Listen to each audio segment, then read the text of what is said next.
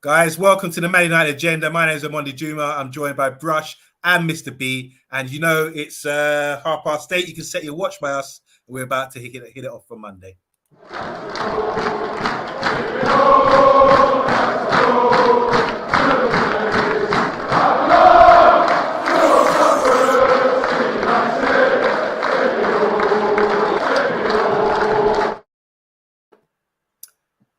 Welcome to the Man United Agenda. Yes, as I said, I'm OMONDI Juma. It's Monday morning or Monday afternoon or Monday evening, actually. Sorry, it's been such a long weekend, hasn't it? With this Jubilee and bank holidays on a Thursday and Friday. I've lost track of time, you know. But we're back. We are back. That's the main thing here. So I'm welcoming back Mr. B. How have you been? I know you've been having a few adventures over the weekend. Tell me about it. I ain't had no adventures, man. I've been chilling with Lizzie, man. I've been down at Buckingham Palace talking football, you know. I've been good, man. I've enjoyed my weekend, man. I saw the I saw the takeaway on Friday, and I was liking what you did with that on Friday, man. So I think I need to step up my game when I'm back in the next couple of weeks. Very, very impressed, bro. Very smooth, very smooth. You know what? It's big shoes to fill, but you know, knowing you're like size 3. But what made me laugh, Mr. B? I mean, I know I didn't have the best weekend. I didn't do anything exciting, but we were on the phone. We were having one of our phone calls, you know, 3-way, 4-way phone calls, and I heard, is that sangria? A big jug of sangria was coming to your table, you know. So I know you had fun. I had a good weekend. And welcome back to you, Brush. How you doing, man? It's been a long time. Well, not a long time. It's been like what, a week? A week or so. Yeah, it's been a nice weekend. It's been a nice weekend for me as well, bro. How did you spend it? Listen, I've just taken a step back from football and just taken this weekend to recharge. When it comes to the Nations League and that, I just switch off, to be fair. I caught the second half of the England game and I was like, yeah, it's a good thing I missed the first. Any feedback from the game? Because I didn't see it. Anything? No, it was it was utter dross, to be fair. Really? Yeah. What about Wales though? Didn't they do well? I literally caught like the highlights and the celebrations, but yeah, I've just clocked out from football. Wow. Is that the same with you, Mr. B? Did you not watch any of the international games? No, I'll be honest. I don't do international football if it's not a tournament. I tend not to be too interested in it. The fact that there's no Man United players playing in the England squad probably has just tipped me over that I don't give a shit. Yeah, that's the other thing, isn't it? When as I said on Monday, there's no this. Oh dear. Listen, we wanted a welcome break from Maguire.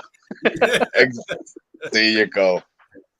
Oh boy. Well, one thing I do want to say, guys, I am going to be watching very carefully because it's 8:30, and we're going to find out the men from the boys tonight, because at 9 o'clock there's a new series of Love Island, and if I see a drop in views and people tuning in to Love Island, I'm going to know who's who and what you guys are about. So make sure you stay tuned and watch the show all the way through. Yeah, we're men around here. We don't watch that rubbish, you know.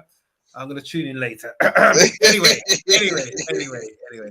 Big things going because we've got a show on, and there's a few things we're going to discuss tonight. The 3 points we're going to discuss is one about Nunez again, because he's a main target. The second one is going to be about David De Gea, and maybe if we've got time, we're going to talk about Donny Van Der Beek as well. So 3 subjects which we're going to chew on, and I'm sure there's a lot to chew on because I've got a few quotes which is a bit revealing, and we're making a little bit of progress, or maybe we're taking a few steps back. We're going to find out. But first of all, I just want to say hi to people in the comments. Obviously, we've got HD Gamer in the house. How you doing? Mr. O'Connor, Matthew Bassett, who made his debut on Friday night as well. Big up Matthew Bassett. Welcome back. Bill Baggio. How you doing, Bill Baggio? You saying ciao? Yeah, ciao. How you doing, man? Matthew, obviously. Yank talking smack. How are you doing, man? It's probably it's probably midday in San Francisco, but welcome. And he wants to talk about Nunez. Box is always in the house. How you doing, Box? Interested to see what you've got to say about these topics we'll be discussing today as well. So let's get into it. Let's get into this, man, because it's really important that we start the show with the most important news out here right now, which is a striker for goals. And, you know, strikers usually marquee guys, aren't they? They're the guys that really make sense for the club. You know, no one cares about defenders or goalkeepers or whatever. So Nunez, we know that we've been in for him. We know he's had a good season. We've covered him already. But here's a couple of statements I'm going to plant you with, and then I'm going to ask you guys a few questions. So this is according to Peter O'Rourke, who's a journalist. He said Darwin Nunez would be a statement signing for Manchester United. So to add to that, we got Stan Collymore, because what's happening? Liverpool seem to be sniffing around our business, you know, looking at Nunez as well. So that's a bit of a threat for us. So that's why it would be a statement signing possibly. Now, Stan Collymore has come out and said he's questioning, are Ten Hag's skills transferable to Man United? And would it be a leap of faith for Nunez to come to Manchester United based on the sort of our status at the moment? He also says that Liverpool, they're set up in Klopp's vision already. They know where you're going to play. You know what kind of football you're going to play with them. And for the next 2 to 3 seasons, you're going to be competing seriously for silverware.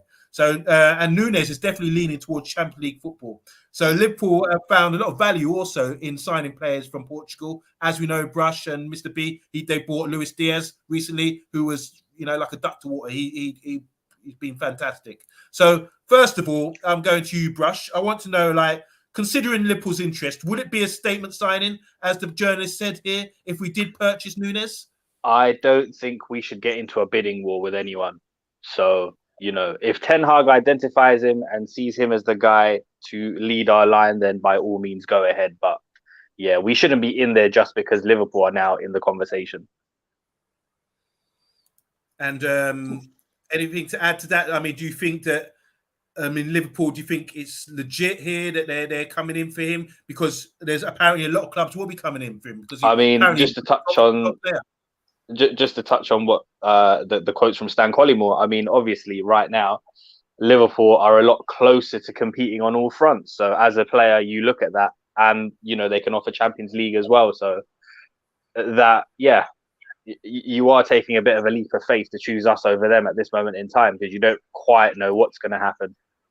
I think we touched on Nunez last week as well, didn't we? I mean, I have question marks over a few of the areas of his game that are lacking. And I know you mentioned that the goal scorers are the ones that get all the attention and glory, but, you know, it's all about having a good, solid spine, and we don't have that. So if I had it my way, I would prefer to work back to front, sort out the midfield and defense first. But, you know, I guess you have to adapt to the market and who's available. So a statement signing, if we consider Liverpool involved now or sniffing around, would it be a major statement if we did get him? Again, it goes back to the planning, doesn't it, Amondi? Obviously, they know what they're doing. Even with the Luis Diaz thing, you know, they scouted him thoroughly. They were only planning to sign him this summer. It was the fact that Spurs were in for him in Jan, which sped up the process of them going in when they did. But, you know, in hindsight, it's worked out really well for them, because he's had 6 months where, you know, there was no pressure on him. Mane's already there as well. So you could have just taken your time to settle. And like you said, he's come in and he's taken like a duck to water. So, and to have that already established link from Portugal to here, Nunez might look at that and think, all right, maybe Liverpool is the place where I need to be to develop my game. Over to you, Mr. B. So here's HG Day Gamer. He's saying that Klopp said some things about Nunez all the way back in March and April. And also, you're going to add, I mean, you was going to say about Klopp knows about him firsthand, doesn't he? Yeah, he scored against them in the Champions League this season. And Klopp did say, when we were linked to him, he did say something about him being a handsome boy. And then he went on to say, no, you know, how marketable he would be, but he can finish. He didn't say anything about his passing, which I know brushes. That's the part, Brush. Mate, the passing statistics are horrible. Yeah, I know. The 54%. Bro, 1 in 2 passes. This guy is misplacing. Yeah, and I think that is something that, you know, does worry me. But the fact that he's 22, and he's banging in those goals, you don't have to teach him how to score. It's just how adaptable he would be to learning how to pass, because we've had forwards who can't pass, Lukaku, and it killed us. It killed me.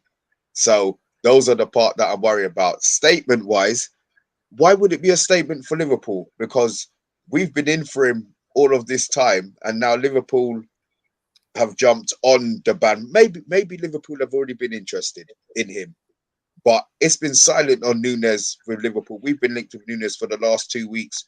My problem is when Liverpool are normally linked to a player, they're not normally linked just for the sake of being linked. There's normally something in it, and that's the part that's worrying me. It could be two things. It could be a bluff where the Benfica want their money early. They want them, so they've now linked Liverpool with it, hoping that United are going to stop offering players and just give them the money that they want. I know it's 100 million. There's no way Man United are paying 100 million. It's madness. The fees being no discussed are absolute madness. Yeah, so maybe they've done that to try and drive the market up a bit, to show a bit of interest. He will be gone. He will definitely be gone. But I mean, I saw a couple of things in the chat about it's on the screen here now from O'Connor. I can't say that first name. O'Connor. Where he's saying that he would love to learn from Ronaldo. Now, if that's something that has been, that is fact, or something that's been, they can prove, then by all means, that's your ticket. You're going to learn from him every day in training. You're going to learn from him in the Portugal squad. I mean, what more can you ask? The problem is, are Man United going to pay the money? We talk about our budget all the time, the budget that we have. That's a big chunk of our budget for an unproven player. And I'm going to ask you, if he does come, where's he going to play? That's interesting, that, because I was going to ask you the question as well. I was going to throw it back. I'm not going to answer a question with a question. So I'll answer your question. I do think there's a space for him. Directly, we need to score goals. And it's not just about having wingers or inside forwards or inverted wingers. There's different positions. Inverted winger for me would be a Sancho.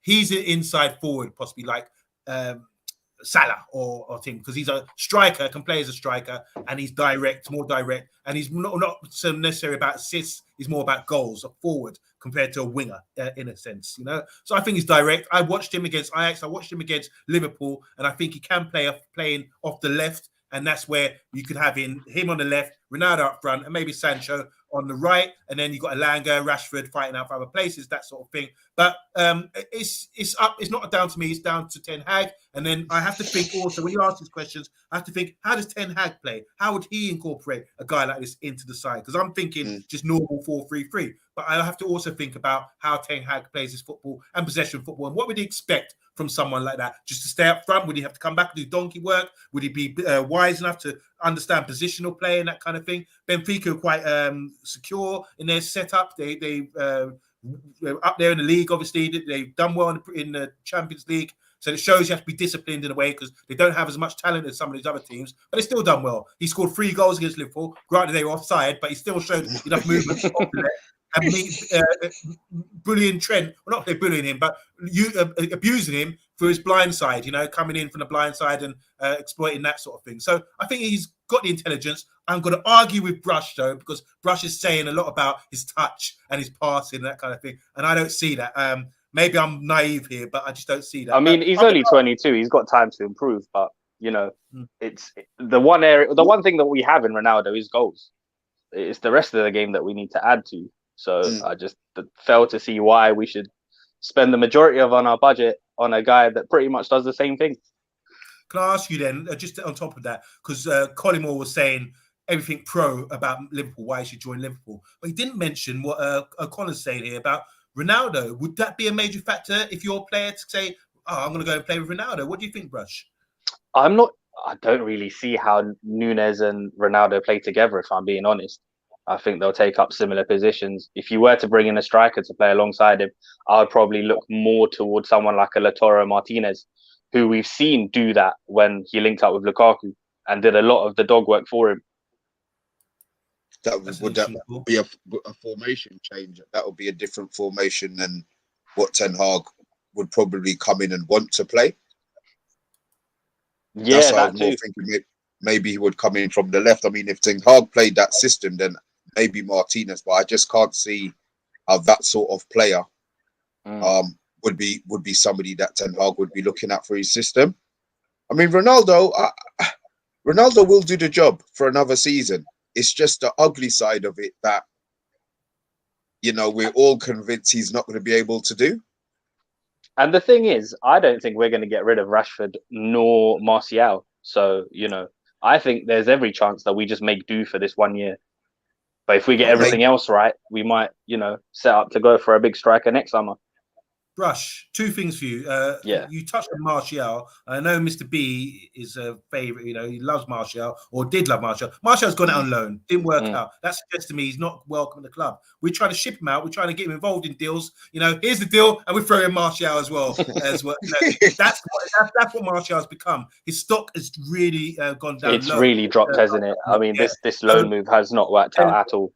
So that's my question to you. What do you think of Martial? And also, Devil DOG USMC is saying, Brush in capital letters, is directed to you, is capping Nunez, has a 81% passing accuracy across his career. Benzema has 83%. Benfica is a retirement squad. You see who's in the team.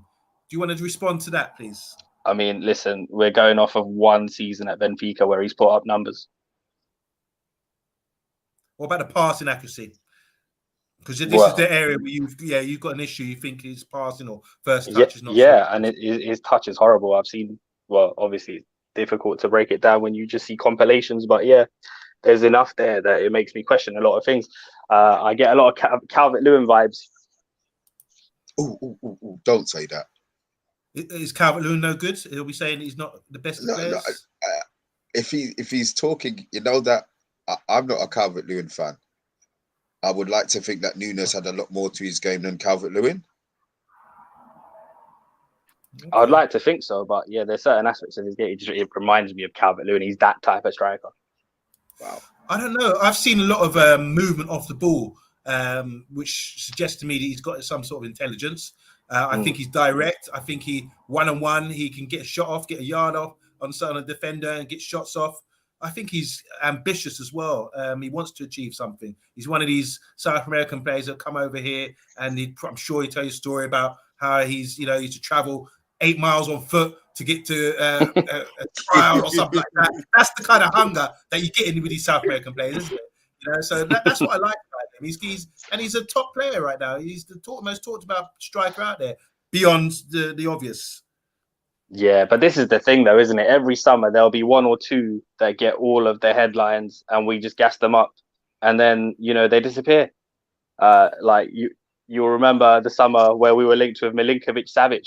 He's still at Lazio now at 27. Yeah, and we'll still be linked to him again. Yeah.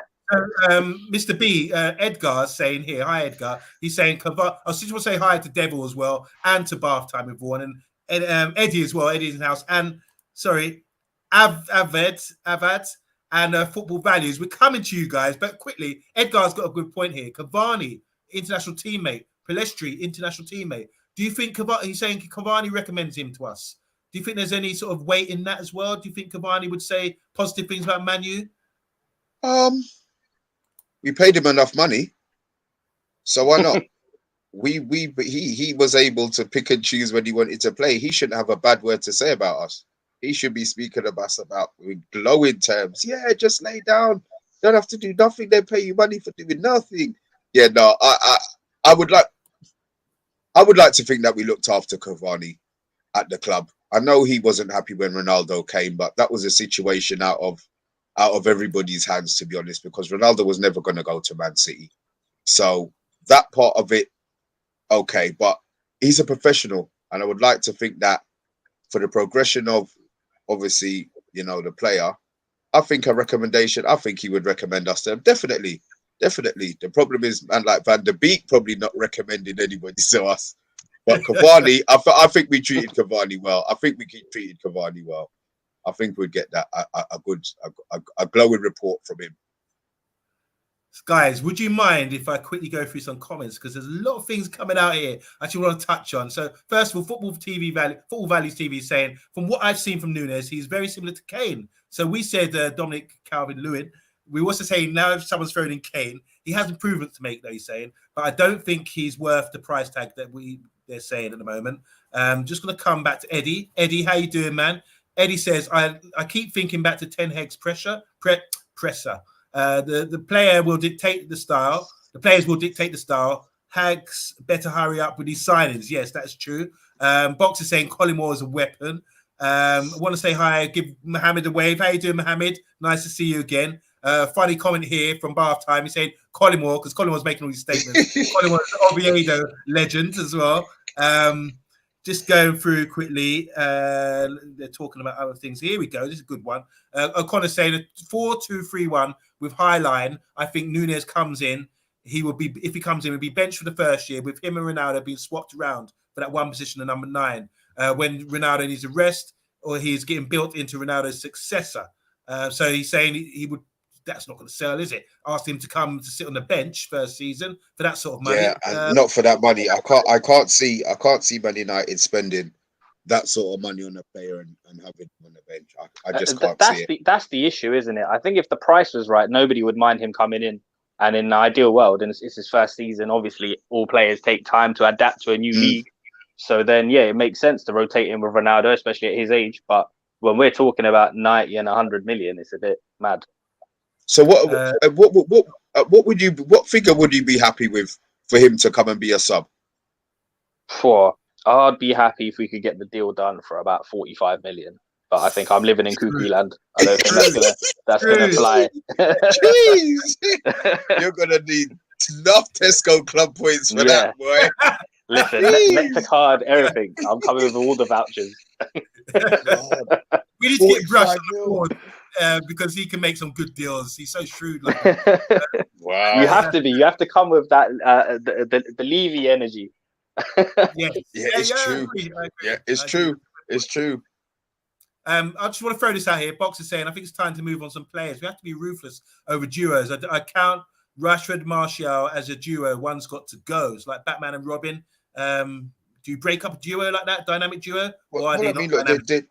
They're trying to ship Martial out. So obviously they're trying to do the thing. I just feel with Martial that his stock has fallen. So as you said on Monday, so far that nobody don't even want to take him. I'm convinced he's going to be here for another season. Convinced he's going to be here for another season. Based on what? Give us some evidence for this. Because nobody's going to take him. Nobody's going to take him. Yeah, I just think nobody's going to take him. Sevilla was the choice that he made to go out on loan. I think another 2 teams came for him, but he stuck with Sevilla because he gave his word, and then he went out there and played how he played. I understand he doesn't play with a smile. I don't care if he doesn't play with a smile as long as you're doing your job. But he wasn't doing his job. You know, he went out there, he scored 1 goal. Interesting that. What do you think, Brush, about Martial? Do you agree with Mr. B that like he might still be here next season based on not being wanted? Yeah, listen, why wouldn't anyone want him? Listen, in an ideal world, I would have sold him, but who's going to come and take on those 240 grand a week wages? Especially when he's had a nightmare of a loan spell where he's picked up 3 injuries and scored no goals in La Liga. Oh gosh, we've got 21 people watching. Yeah. It was just 1. Jesus. Does anyone know the quote? What the Seville director or someone said about him? Very negative. It was saying we don't want him back. He's moody. I think they were booing him at one stage. God. The fans. See, that's what I'm saying. You've got to show some sort of effort. You can't just be moping around sulking. 200. That's can we resuscitate Martial and bring him back to life? Is there any chance of that? I mean, new coaching, inspiration. I mean, what kind of factors would bring him back to life? I call up to the French, maybe Deschamps, because he was playing. He was called up to the French squad as well, so he was doing a half decent job. I mean, obviously, he's not going to get in the French squad now. Benzema's just. He's on a different level at the moment. But getting into the squad, that could be a carrot. But maybe Deschamps doesn't even want to dangle that carrot to him. I don't think there's anything Man United can do now to get Martial playing again. It's up to him. I think it's internal. I know he's got a few issues with his missus and that, but you know, she's not playing on the pitch. So, you know, at the end of the day, it's have some pride, some self-pride. You know, I would love nothing more than for him to come back and be the Martial of 3 years, 3 seasons ago. under Ten Hag. But you look at him, he looks very, very disinterested and very, very demotivated at the club. So I thought it was getting him quite out. telling as well back in Jan when he didn't want to stay and fight for his place under Ralph. He saw the hard work. That's what it was. He saw the running that and Ralph he was insisted on training leaving. in. So, you know, if he doesn't want to be here, then why? Yeah. If there is an exit, if there is an exit for him, we should, you know, explore those possibilities. But I just don't see who comes in and takes on those wages. But then again, if he wants to leave, take a wage reduction. Take a wage cut. Yeah. You know? So Andrew Williams is in the house. He's making a point here. Bath time with Vaughan, he's referring to. I think Richarlison is better than Nunez. Wants to extend Phil. This is talking about Bath time. Bath time's manifesto. He's saying thinks Bath time was saying Richarlison's better than Nunez. Wants to extend Phil Jones for life. Wants to bin David De Gea. These people walk amongst us. You know, this is what it divides opinion, doesn't it? Bath time, deal with him in the comments, please. David is saying our scouts used to sign players based on a 3-minute compilation. I think he's referring to Bebe. Wasn't that a Bebe joke? Yeah. Carl McCullough saying Nunez is miles above Dominic Calvert-Lewin. Andrew Williams saying, why the hate on Dominic? He's a decent. I don't want decent at our club. I don't want decent at our club. Bill Baggio saying he would take Nunez all day. Take Gamer saying, I'm only having Nunez for 50 million. So we're trying to drive a hard bargain here, aren't we? What did you say again, Brush 45? Yeah, 50 is cool. We can do All right, we're in another 5 mil, just like that. You know, Devil saying Nunez is a baller. Watch his highlights from last night. Okay, must have played for international duty. Bath time saying get Richarlison for 50 million and move on. Do you want to say hi to Amy B? She said good evening, gents. Looking good as usual. Where is the Man United agenda? Chris Kamara, and that would be AKA Solo. It's strange not having him on the show.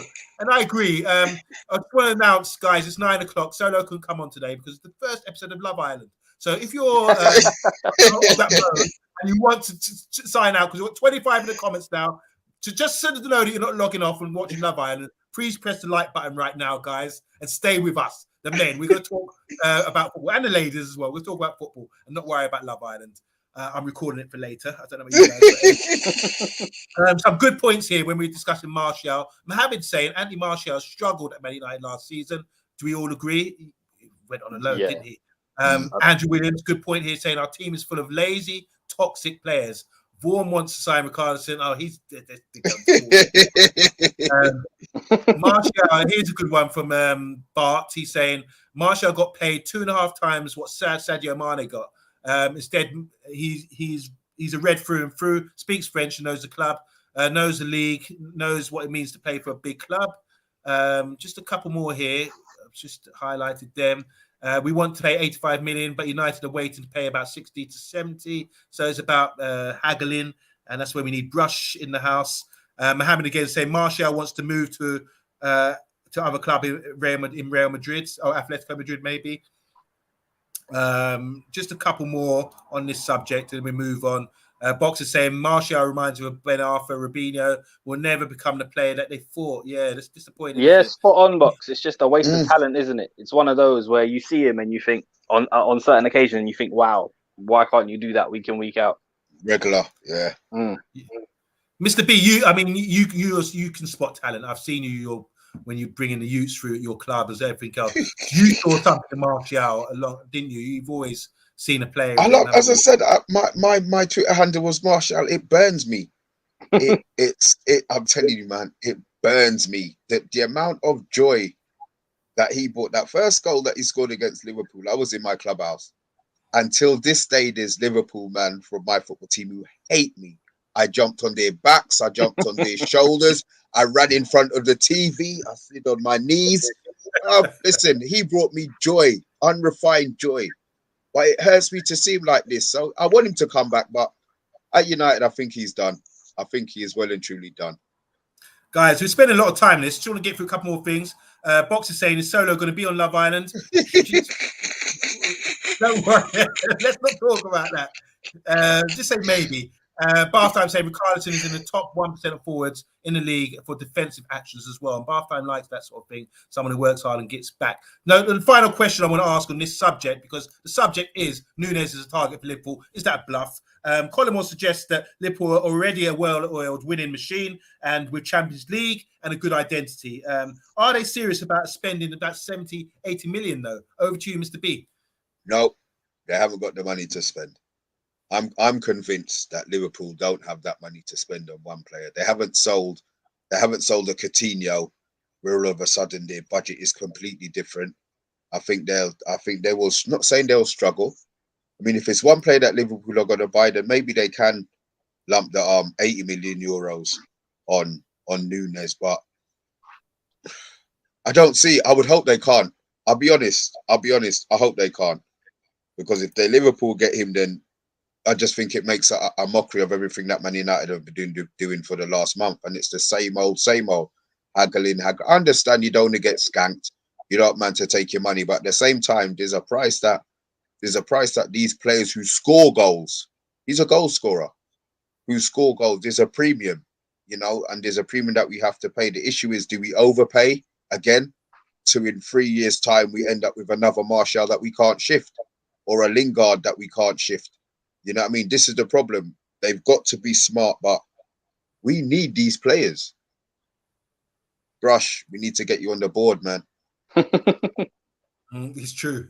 Brush, what do you think about Liverpool's transfer policy? They're a well-organised club. They've made some really sensible signings. Would they spend up to 70, 80 million on one player? Not without selling first. But if we see Sadio Mane leave, then yeah, I could see it happening.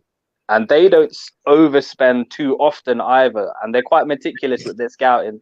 So they'll have, a clear vision in mind of what they want to do. So it wouldn't surprise me if they stretch the boat out to get him. But then that will mean that, the next two windows are quiet. So you don't think they're bluffing when you're hearing these reports? No, I don't think they're bluffing. Liverpool are very rarely just linked to players for the sake of it, like Mr. B touched on.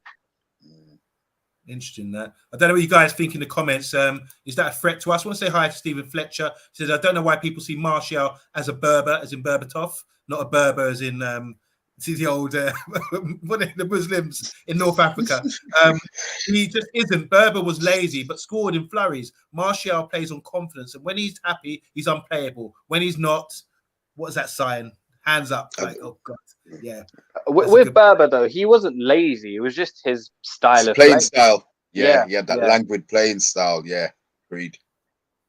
And good one here from Callum. He's saying Liverpool need to buy more than one player. I think their budget will be about 90 to 100 million this season. Nunez isn't a player they can afford. So, yeah, it's interesting, that, isn't it? Maybe Liverpool, even though they're interested, maybe they're just sniffing around so we can up the price or just cause a bit of speculation trying to throw us off.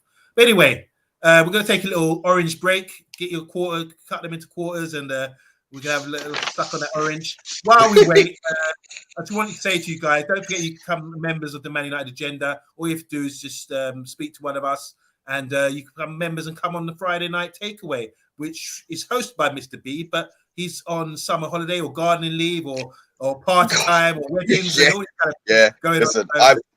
I have been so good on the days that I've been on, but yeah, I need, before the season starts, I need a every Friday wind down until the end of the month. So yeah, on Monday we'll be taking the reins. I will be back soon, but yeah. Brush, you're gonna have to appear with me then. I'm inviting you on Friday. Stuff out because we've got 26 in the comments. Please click the like buttons. Next subject, guys. David De Gea, hit or miss. Now, hear me out on this one because some of you might say, "What? David De Gea, player of the year, shot stopper, all this kind of thing." Are you mad? He's our top player. He's a top goalkeeper. Here we go. All right. Is there a future basically for David De Gea? He's one of the highest paid goalkeepers in world football, I imagine. He's not in the Spain squad. Luis Enrique, the Spain manager, has 3 players ahead of him. And the 3 players would be Athletic's Simon, Brentford's Raya, who used to play for Blackburn, and Brighton as well, the goalkeeper Sanchez. Now, this is what he says when he questioned about this. This is what Luis Enrique says. And it's very important that we sort of compare Luis Enrique, good modern manager, a bit like our manager coming in, possession football, things they require in a goalkeeper, and why David De Gea might be getting overlooked. Luis Enrique says for a goalkeeper, he has to be able to start moves. Okay, so this is why De Gea's not in the squad. So he's saying for a goalkeeper, he has to be able to start moves. We need a goalkeeper who dominates the aerial game. You know, their box, and for me, if it's what he transmits, and I need a goalkeeper to transmit peace and calmness. So he's sort of saying that De Gea doesn't transmit peace and calmness when he's on the ball. He doesn't get involved in the starting moves, bringing the ball out and distribution, that kind of thing. And he's not very good aerially as well and commanding his box. So that's quite a negative slap in the face for De Gea, who hasn't played for the Spanish national team since October 2020. And who remembers, it was a big tournament when the ball went under his legs, went under his body, didn't it? I think Ronaldo scored. Maybe it was against Portugal. Yeah, he made a big error, didn't he? And since then, he's hardly got a game for Spain. And we're out here lauding him as the second coming of Jesus. Now, let's have a discussion about this. Provide the evidence, please, guys. I want the prosecution and the defense about David De Gea, because there seems to be question marks about going forward. So, firstly, I'm going to come to you, Brush. We're still up and coming, and we probably made mistakes in the past. Now, do you think, as a club, we'd be naive because you recently signed De Gea to a new contract, unaware that there's other goalkeepers out there who are maybe more modern and do play the ball out from the back and can distribute the ball better, because Mr. B is going to show you some stats. So what do you think? Do you think we'd be naive as a football club? What's the details on this new contract? Well, he's got 350 grand a week, isn't he? That contract. All right, cool. I thought you meant he signed a new one recently. As far as I know, he's got 12 months left to run on that, and then we've got an option for a further year. Okay, so what do you think? Do you think Man United have been naive in signing him on a new contract? No, because at the time we were happy with him. We saw the work that he put in over the years and rewarded him accordingly. It's easy to look back on it now and go, "Oh, that's kind of ridiculous." I mean, to be fair, our whole wage structure has been ridiculous, and it's something that does need addressing. I think Eric comes in and gives him a chance, and if he doesn't fit the system, then this time next summer he'll be out the door. So, but you do agree, like you said, that some of our wage have been naive. It is a bit ridiculous. Yeah. I mean, listen, we've got two of the top 5 highest earning keepers in our team. It makes no sense. We're spending. Who would that be then? Between De Gea and Henderson, we're spending over 500 grand a week. 500 grand a week. Mad. Wow. Say that again. I'd rather not. It's crazy. But yeah, for the time. Yeah, listen. Obviously, Luis Enrique said what he did, and we're so obsessed now with the way that Pep and Klopp play. Like, there's other ways to play football, man. So we're just gonna have to wait till Eric comes in and see what he does with De Gea. If he said, if we give him time and he doesn't fit what he's trying to do, then fair enough. He's gonna have to move. But yeah, I think there's way too much speculation going on. And yes, we know he's a wonderful shot stopper. And yes, the distribution and all the rest of the sweeper keeper stuff comes into question. But yeah, look at what he's had to work with as well in front of him. We'll have to see what happens. Mr. B, Mr. Statman, you got some information that could provide. I like David De Gea. But I looked for stats that would sort of back him up, make him be this guy that everybody seems to think he's not. I wanted to disagree with Bath Time, especially because I've never seen his face. But I'm gonna have to agree with he's the bottom out of every Premier League goalie for crosses claimed, and that's only 3%. So already, if you look at that, that's already putting pressure on the defense, putting the pressure on Harry Maguire, Victor Lindelof, Varane, and the rest of the 4 fullbacks that we keep rotating. That's an issue. That is an issue. His actions outside the box. He's 22nd of 23rd with 0.21%. That's for the whole season. That's lower than Alex McCarthy. I don't even know who. The only person, lower than him is Alex McCarthy. Please, somebody tell me what team Alex McCarthy plays for. I have no idea. The leading examples of this are Nick Pope, 1.6 per 90 minutes. Alisson, 1.48, David Raya 1.31, and Jose Sa 1.13. What I will say, looking at the stats, obviously, I don't play. What's that game? The computer game that everybody Football plays. Manager. I don't play that, but I understand now certain characteristics that you would maybe put in and trying to find a goalie. I've got to go. I think we should go for Jose Sa. Personally, if those you're from Wolves, if those are the things that we're looking at, just looking at the overall what I was looking at today for my research, I think Jose Sa would probably do a pretty good job for us. Is he up there in the rankings? Your Yeah, he's up there. He's top 4 for crosses claimed. Obviously, we know we're that takes a lot of pressure off the defense. His distribution, he's top 7. So obviously what they talk about is picking up the ball and releasing it quickly again. These are things that you speak about, Omondi, and there's a lot of people in the chat speak about. I'm old school. I'm old. Apologies. Yeah, I'm a 70s baby. So I was more seeing a traditional goalkeeper. What I have seen from looking at videos now, that ball over the top, if your goalie stays on the line like De Gea does, the forward's running in. You see, now I'm more thinking the millennial, like the younger generation. Yeah, that's the one. The younger generation. I'm now seeing that it needs to be a sweeper keeper. It needs to be somebody who can get the ball down and play it. So I'll tell you what, Mr. B, this lot, they would love Fabian Barthez. Ooh, yeah, but he was a midget. He was shorter than me. Yeah. I'll tell you what, he used to give me a heart attack. Every time we got a corner, this guy would be at the halfway line. He was shorter than me. But again, is that the playing style that we're looking for? You know, so what we're looking for, a shot stopper like De Gea, but somebody who comes out, you know, is that a position that needs to be filled straight away? Is that that's the thing, isn't it? Is De Gea being De Gea? Is that so important to Ten Hag's system? Yes, it is. Can you just remind us about what happened with Ten Hag with his goalkeeper situation last year? What did he do? Didn't he get an older goalkeeper to come in because he felt he was more suited to the style of football? Yeah. So, I mean, for Ten Hag, it could be a key, but we'll have to wait and see. Because the other problem is as well, excuse me, with De Gea, how do you ship his wages? Or do you just bench him like Chelsea did with Kepa? Or Winston Bogarts? Yeah. He just sat on his Well, with Winston, that was on him, wasn't it? They tried everything to get rid of him. So there's a lot of people talking. It's not unanimous.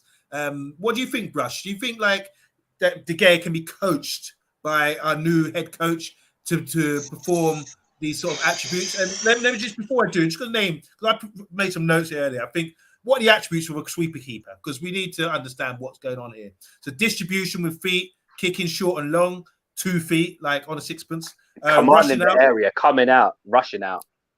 Sweeping behind the high line for extra security, communication, being vocal, being able to organise the defence and read the game, command of the area, reading the game, and positional sense. So based on all that, I mean, we know she's a good shot stopper, but is that enough to have one attribute out of maybe 6 or 7? If that's the trouble is with me, when I look at our squad, there's so many areas that need fixing. I don't immediately jump to goalkeeper. I'm seeing 4, 5, 6 different areas that need fixing before we get to that. But I'm not saying it's not a problem, you know. But with the wages he's on as well, I don't know. I'd like to think that Eric can try and work with him. Who was the first person Pep sold? Joe Hart. It was actually Joe Hart. I know he sold him. I just wanted to know if he was he came in and got rid of Joe Hart immediately. Right. And that was a question that I asked earlier on. Is that goalkeeper position that important? Pep came in and just distressed England's number 1 goalie. So I'm wondering if you've got a system like Ten Hag, clearly he's got a style of play and it doesn't suit your system. It's like, why is he getting rid of Wan-Bissaka, for example, if that's the case? Because he doesn't suit his system. So the same would apply for a goalkeeper, I imagine. I don't know. But yeah, sorry, back to you. Yeah, for me, I mean, it just comes back down to the wages thing. Like, how do we get rid of that? But again, yeah, if it's that important, maybe we end up benching him for a year. So the question is, we looked at the attributes of a sweeper keeper. So are you saying it's just based on the wages you're keeping? Because Brush, you also said to build, you need to build a spine, and that means goalkeeper, defense, down the middle. I imagine that's what you mean. I mean, for me, I keep it. For me, he's a very experienced keeper. Okay, fair enough. And I like my goalkeepers to be shot stoppers. Okay.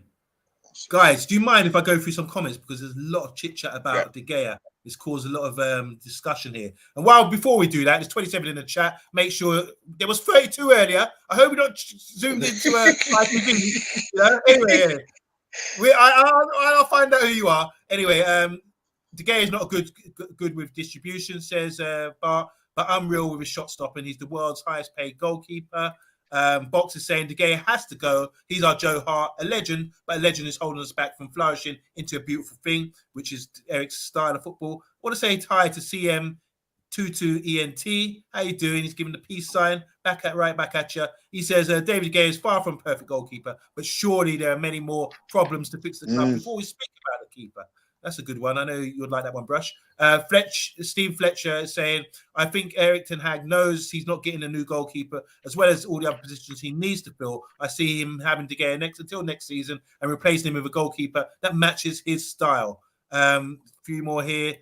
CM22 Ent says, in terms of contract, we know about the way the club have dealt with the distributions of wages. It's been poor for many years now.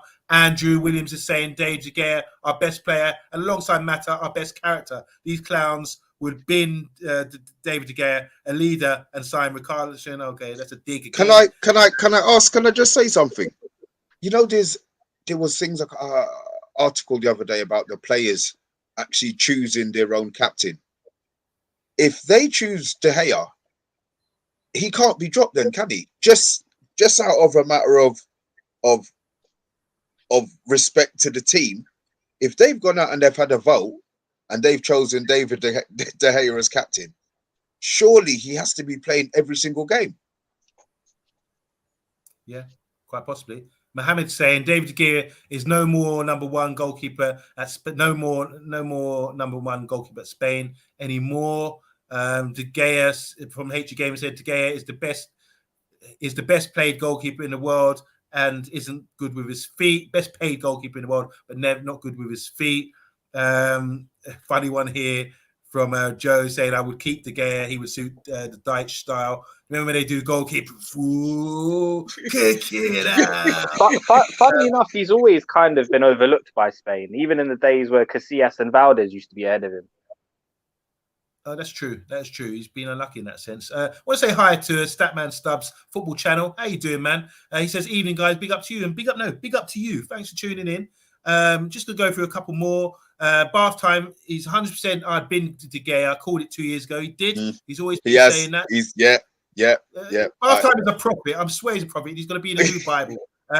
Box is saying De Gea's greatest asset is shot stopping. However, his shot stopping has declined since 2018. It's fairly average now. We will miss his witty Spanish charm, but we will become great again if we get rid of him. I want to say hi to Emma Kay. She's in the building. How you doing? She said, I wouldn't mind getting one of the academy goalkeepers coming in to be our third choice goalkeeper, though. That would be nice. I want to say hi to Willis. How you doing, Willis, man? Big up. We talk about Willis. Let me read your comment first, then I'll say it.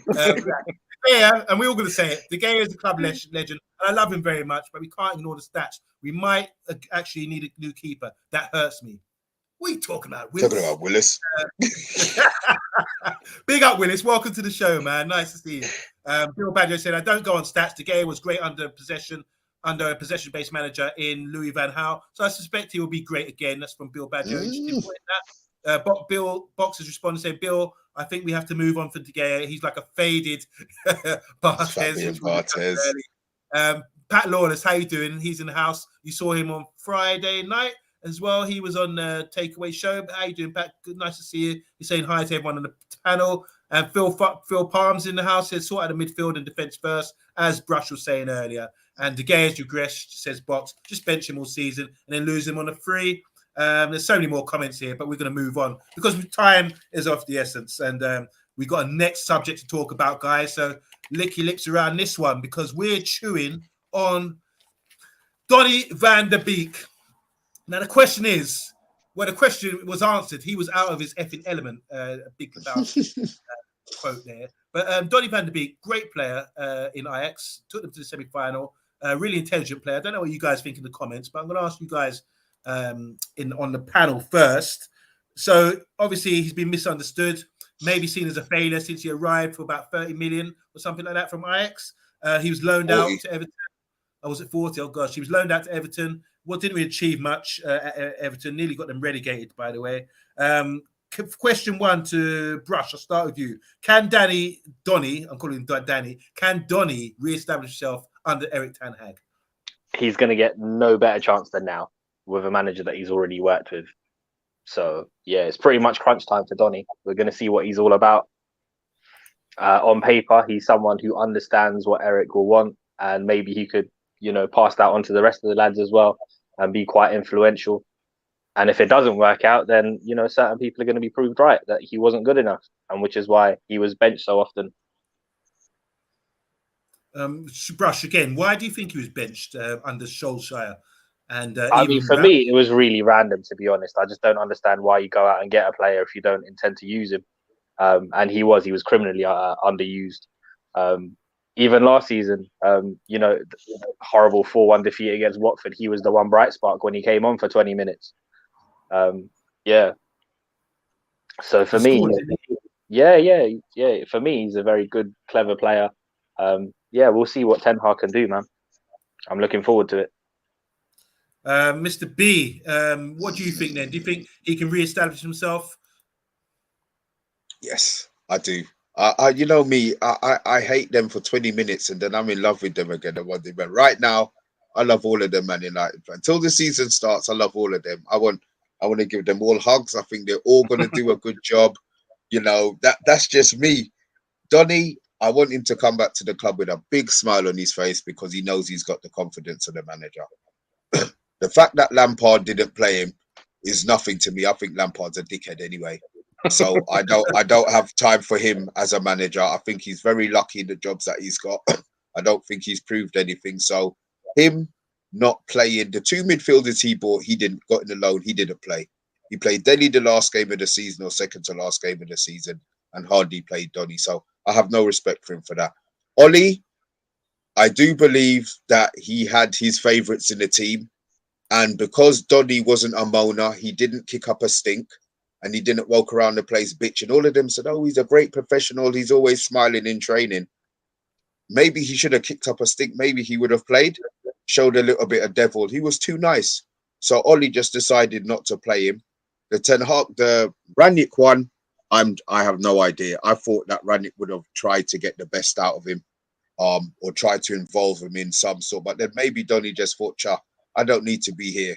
I can go out on loan and play somewhere else. I mean, it's falling into his lap. He's got a manager who played with him, who loves him. He knows the system they're playing.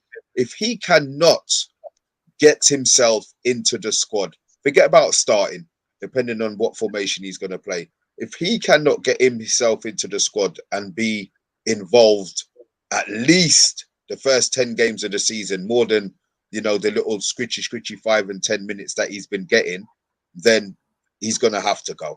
He's going to have to go because he has nothing to prove to Ten Hag. Ten Hag knows everything about him. Everything about him. If he cannot come in and slot straight into what Ten Hag does, then yeah, it will be a waste of money. Good point. Just two questions in one because we're going to wind up the show very soon. So what role on and off the pitch do you think he can make or play for the club? And also, I'm just going to give you a bit of a parallel with Danny Claessen's. He was signed by Everton under Ronald Koeman, similar player to Donny Van Der Beek. He's actually taking his place in the national side at the moment. He failed to make the grade at Everton. Similar player to Donny. Do you think the Premiership is too dynamic for these intelligent sort of team players from Dutch football, who's not overly quick, but we don't know how to use them? Start with you, Brush.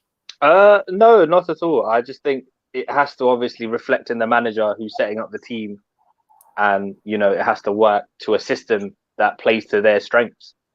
You can't just throw them in and expect them to just work, you know. So yeah, that 1-2 touch passing, quick pass and move.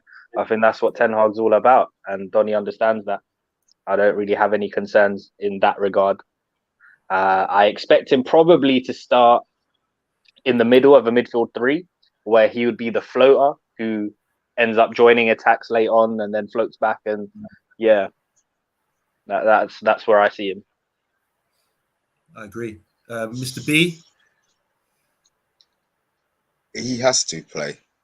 He has to want to start. He has to be strong enough to start OMONDI. Please, dear God, one day I want you to be special, man. I want you to say one of those spiritual things for me. We need Donny back to what he was for Ajax. Well, what I would say, I think we call these things called temples, don't we? On the side of our head. And I think Donny has definitely got huge temples, because inside his head is a brain that's working and is the god of football. I think he's got that sort of thing about him, really intelligent. His IQ is off the charts. So sometimes you have to look at players, understand what he offers. So I do agree when you talk about what he can offer the club on the pitch. I think he can offer something, and off the pitch as well, because we learn a new style. I think he can help other players as well learn the style. And the more players you get of that intelligence coming in, people will pick it up a lot quicker. I'm on with that point. Do you feel that he's selfless enough to pass on that knowledge if he's not getting into the team?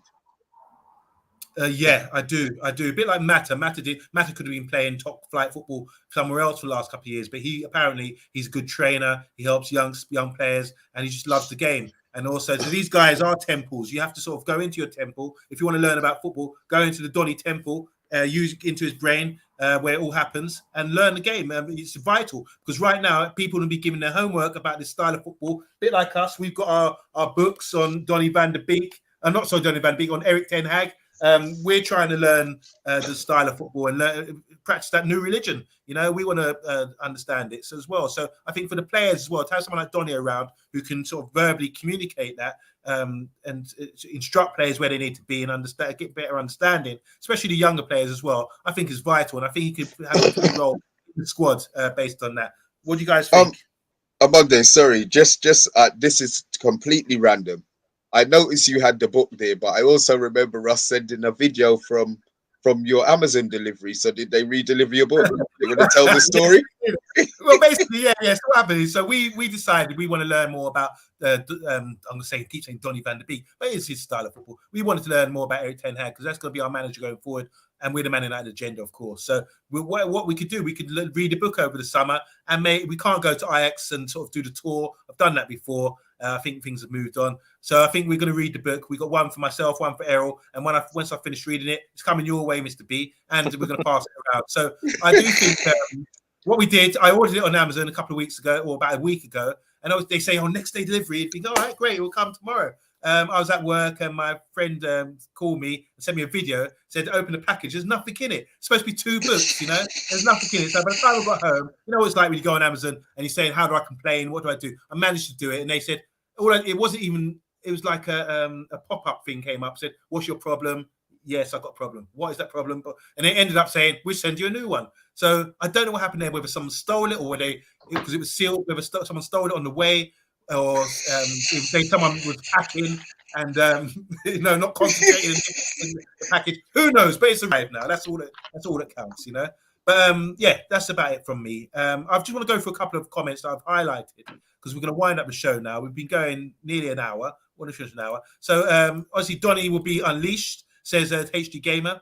Mohammed is saying Donny is a good player, has good loan at Everton last season. O'Connor's saying, I will bet £50 that Donny will be a baller next season. If I lose, I will donate it to a charity of your choosing.